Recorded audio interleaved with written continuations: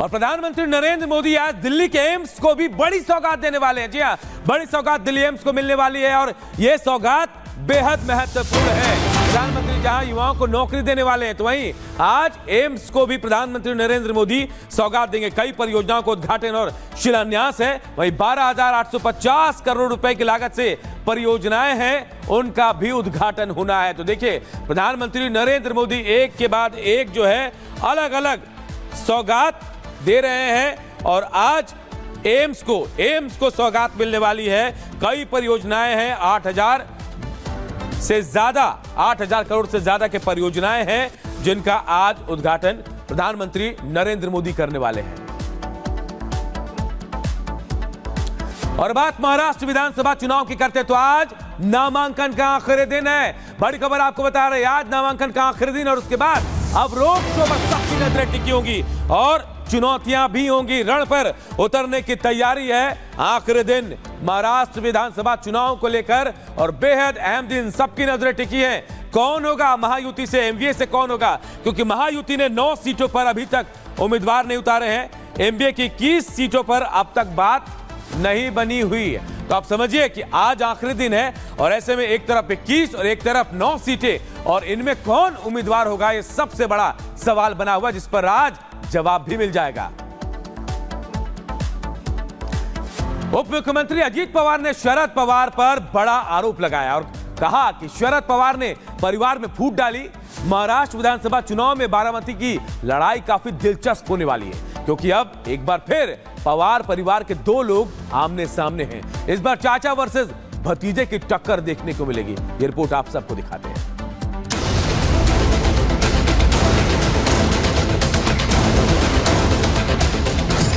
Pawar versus Pawar, किसका चलेगा power? Baramati की लड़ाई, चाचा वर्सेस भतीजे की टक्कर।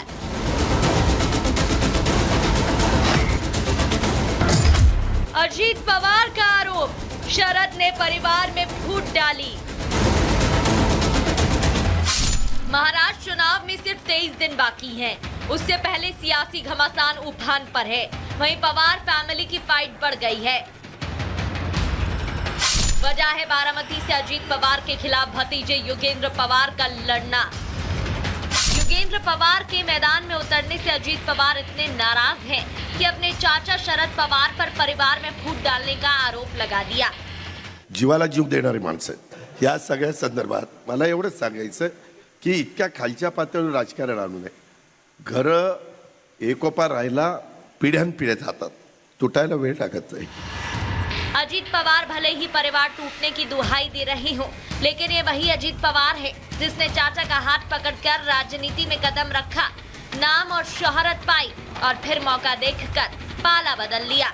और तो और लोकसभा में बहन सुप्रिया सुले के खिलाफ अपनी पत्नी को मैदान में उतार दिया था। कार्यकर्ताओं ने, मैंने खुद, मेरे परिवार ने, सबने उसका प्रचार किया है। मैंने सुप्रिया के खिलाफ मेरे पत्नी को खड़ा किया, वो मेरी भूल थी। ये भूल वापिस इन्होंने नहीं करनी चाहिए थी, लेकिन की है। आखिर वोटर उसके बारे में डिसीजन लेंगे।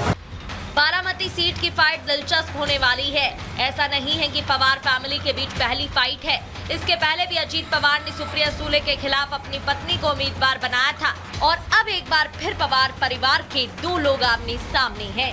Bureau report, Republic Bharat. और अगली बड़ी खबर संभल से, जहां निकाह के दौरान भारी बवाल हुआ है और ये बवाल हुआ है छुआरा लूटने को लेकर। संभल से बड़ी खबर आ रही, जहां निकाह के दौरान जमकर हंगामा हुआ। कुर्सी से एक दूसरे को मारते पीटते नजर आए हैं लोग। छुआरे को लेकर ये लड़ाई हुई है। छुआरा लूटने के दौरान ये मारपीट हुई है। पुलिस ने आकर किसी तरह मामले को शांत करा। देखिए तस्वीरें हम आपको दिखा रहे हैं। निकाह समारोह था संभल में, लेकिन निकाह देखिए यहाँ कैसे रण क्षेत्र में बदल गया और उसके बाद जमकर कुर्सियां चली। इससे जुड़ी एक रिपोर्ट आप सबको दिखाते हैं।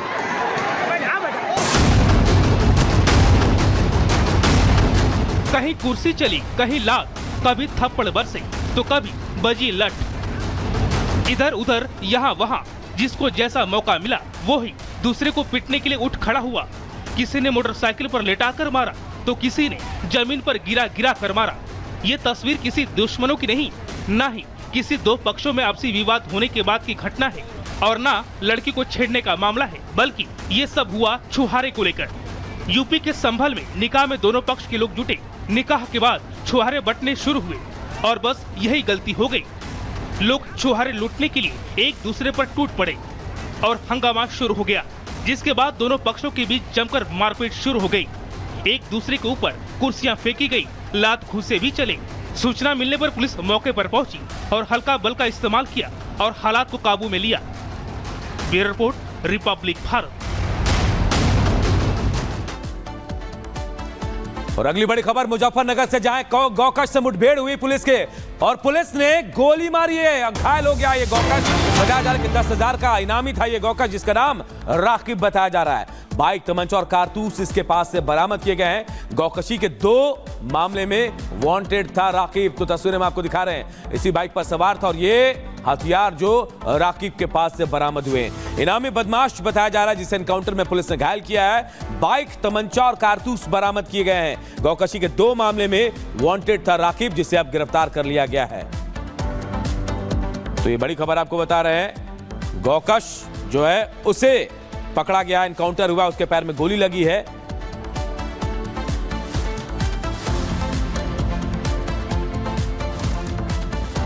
इधर देखिए, बात लॉरेंस बिश्नोई की करते हैं। लॉरेंस बिश्नोई का मामला आपको पता होगा, किस तरह से बाबा सिद्दीकी हत्याकांड में उनका नाम सामने आया, लेकिन उसके बाद पप्पू यादव का वो बयान भी सामने आया जिसमें उन्होंने धमकी दी थी लॉरेंस को। लेकिन अब उल्टा पड़ गया पासा।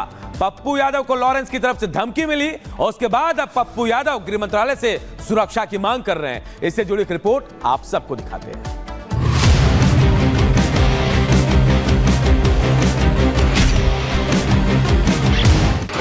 क्या पप्पू यादव की जान खतरे में है?